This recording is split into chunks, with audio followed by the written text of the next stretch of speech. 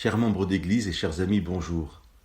Au chapitre 9 et 12 de l'Évangile de Matthieu, Jésus est confronté à deux situations différentes qu'il conclut de la même manière. Allez apprendre ce que signifie « Je veux la compassion et non le sacrifice ». Au chapitre 9, il est reproché à Jésus de ne pas partager son repas avec des personnes respectables. Ici, ce sont des collecteurs de taxes et des pécheurs. Jésus répond que ce ne sont pas les bien portants qui ont besoin de médecins, mais les malades, et qu'il est venu non pour les justes, mais pour les pécheurs. Et il conclut en interpellant son auditoire avec cette citation du prophète Osée « Allez apprendre ce que signifie « Je veux la compassion et non le sacrifice ». Au chapitre 12, les disciples de Jésus qui ont faim ramassent des épis de blé en traversant un champ un jour de sabbat, et le reprochent en effet à Jésus. Ici, le reproche s'appuie sur une lecture très stricte des interdits de l'Ancien Testament concernant le travail et le sabbat. Mais il y a une base biblique.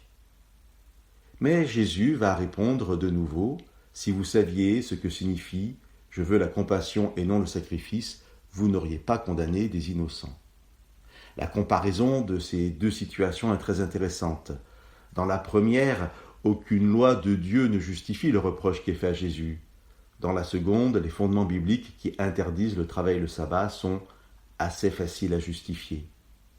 Mais Jésus invite ceux qui font les reproches à comprendre la dureté de leur cœur, qu'elle soit ou non justifiable par un commandement écrit de Dieu.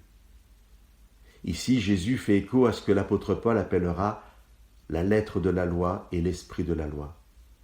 Je peux aisément entendre l'injonction de Jésus comme m'étant adressée personnellement aujourd'hui. J'ai peut-être à apprendre ce que signifie la compassion et ce que pourrait signifier vivre cette compassion au lieu d'une obéissance non réfléchie à la loi ou à ce que je crois être la loi et son respect. Et pour ceux d'entre nous qui ont ce privilège de connaître Dieu, apprendre la compassion n'est ni plus ni moins que se rappeler déjà comment Dieu a usé de cette compassion lorsque nous sommes venus à lui, comment il nous a pardonnés.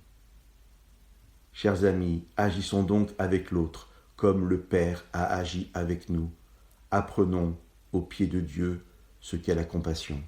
Que Dieu vous bénisse.